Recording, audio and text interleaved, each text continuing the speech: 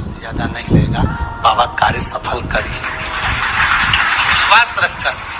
शिव एक बात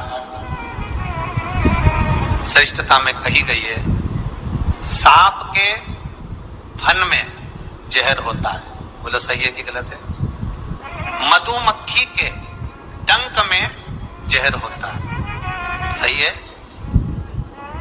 बिच्छू की पूंछ में जहर होता है।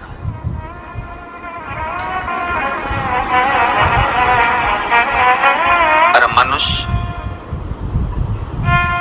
जो छल करने वाला होता है, कपट करने वाला होता है, एक दूसरे को धोखा देने वाला, झूठ बोलने वाला, छल करने वाला जो होता है, उसके तो रोम रोम में जहर होता है। कब कहां से डसेगा मालूम नहीं पड़ पाएगा। पर सांप को तो पहचान कर कह दोगे कि ये काटने वाला है। बोलो सही है कि गलत है? बिच्छू को देखकर डर जाओगे कि ये काटने वाला है। मधुमक्खी का डंक देखकर डर जाओगे कि मधुमक्खी काटने वाली है। इंसान को कैसे पहचानोगे कि यह काटने वाला है?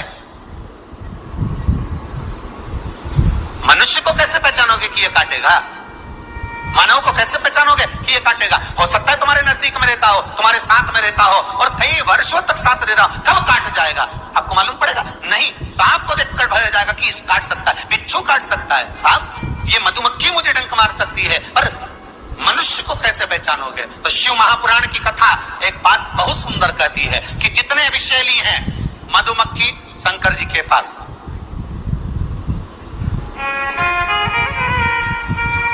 शिव जी का नाम एक धूमवान है।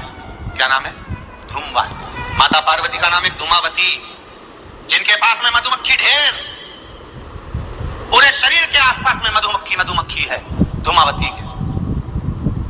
शिव जी के गले में सर्प, वो भी विषैला, कानों में बिच्छू, वो भी विषैला।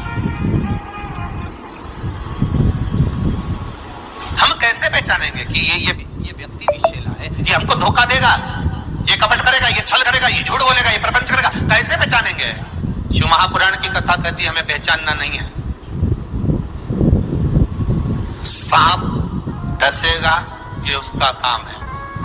मधुमक्खी काटेगी, डंक मारेगी, ये उसका काम है। बिच्छू डंक मारेगा, ये उसका काम है। और मनुष्य हमको छलेगा, झूठ बोलेगा, कपट करेगा, हमारे साथ धोखा करेगा, ये उसका काम है।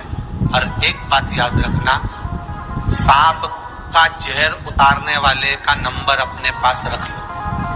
काटेगा, तुरंत उसके पास पहुंच जाना, फोन लगा के मैं आ रहा हूं, काट खाया।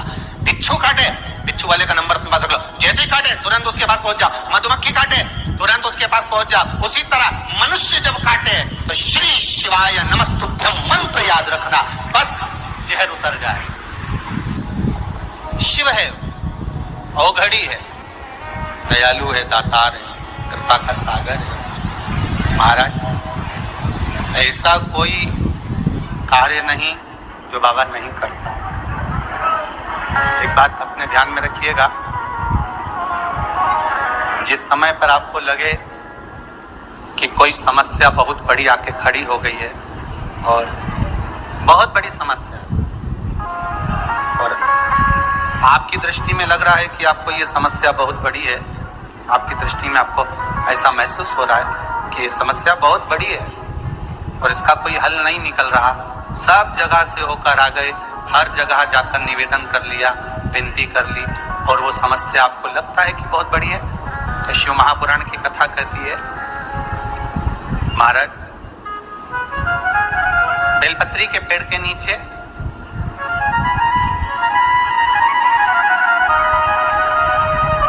एक छोटा सा शिवलिंग का निर्माण करो। काय का निर्माण करना है? शिवलिंग। अब बेलपत्री के पेड़ के नीचे आप अगर सोचो कि भाई मैं ब्राह्मण हूं, सफेद मिट्टी का शिवलिंग बनाना है, क्षत्रिय हूं, लाल मिट्टी का शिवलिंग बनाना है, या वैश्य हूं, पीली मिट्टी का शिवलिंग बनाना है, या शूद्र हूं तो काली मिट्टी का शिवलिंग का निर्माण करना है। शिव महापुराण की कथा कहती है, लिंग पुराण कहती है, नर्मदा पुराण कहती है कि बेलपत्री के पेड़ के नीचे आप जिस शिवलिंग का निर्माण करें उसके लिए आपका वर्ण नहीं देखना, आपको तो बेलपत्री के नीचे की ही मिट्टी ले लेना, फिर वो जिस कलर की।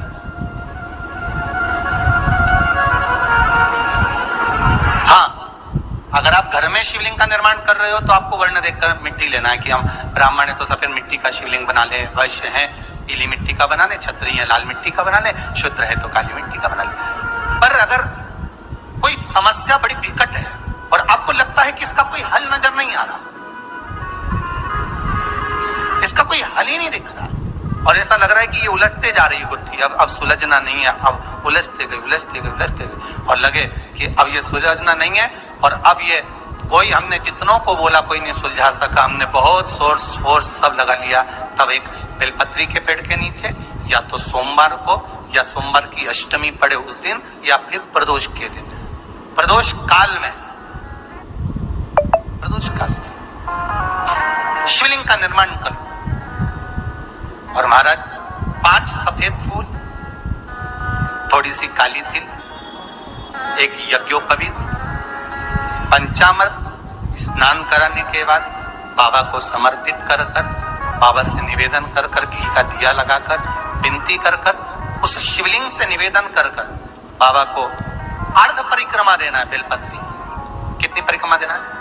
आदि परिक्रमा बेलपत्री की। आदि परिक्रमा कैसे? जैसे शिवलिंग का निर्माण आपने यहाँ करा तो सामने बैठकर अगर आप उठे हो तो आधा बेलपत्र के पीछे जाना और वापस लौट कर जाना, पूर्ण परिक्रमा नहीं। अर्ध परिक्रमा कर शिवलिंग को नमन कर दीप जब ठंडा हो जाए शिवलिंग को उठाकर निवेदन कर विश्राम कर दीजिए। उस कार्य को बोलकर शिवलिंग को जल में विसर्जन करना। कौन सा कार्य? जो सब दूर से आप हार गए और लगा कि अब इसके सिवाय कोई सार तत्व नहीं है, तब करना ये उपाय, तब करना इस उपाय। बाबा से निवेदन कर आओ। मुझे विश्वास है ज्यादा से ज्यादा अगर समय मेरे बाबा ने लिया ना तो 2 महीना, 1.5 महीना, 2.5 महीना, इससे ज्यादा नहीं लेगा। बाबा कार्य सफल करेंगे। विश्वास रखकर शिव की आराधना, रुणा सागर शंकर, विश्वास रखकर आपने अगर भाव प्रकट कर कोई भी उपाय आप कर रहे हैं उसमें आपकी विश्वासता होना चाहिए, उसमें आपका भरोसा होना चाहिए, उसमें आपकी दृढ़ता होना चाहिए।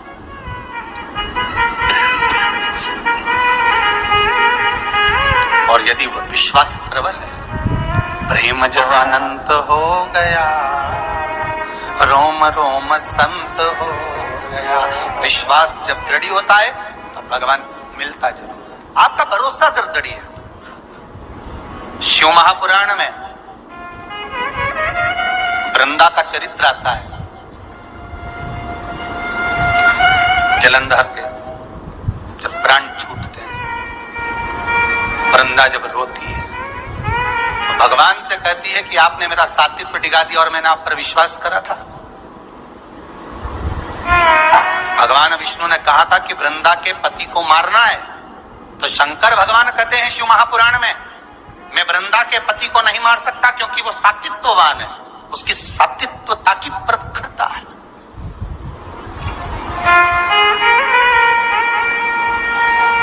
और किसी भी रूप में प्रखरता रहे। अगर आपकी दृढ़ता, आपका विश्वास अगर प्रबल है तो दुनिया में कौन बाल बक्का करेगा। एक माता जी की आदत थी, वो सुबह से उठती थी और जम के दरवाजा खोल के चिल्लाना चालू कर देती थी, जय हो भोलेनाथ, जय हो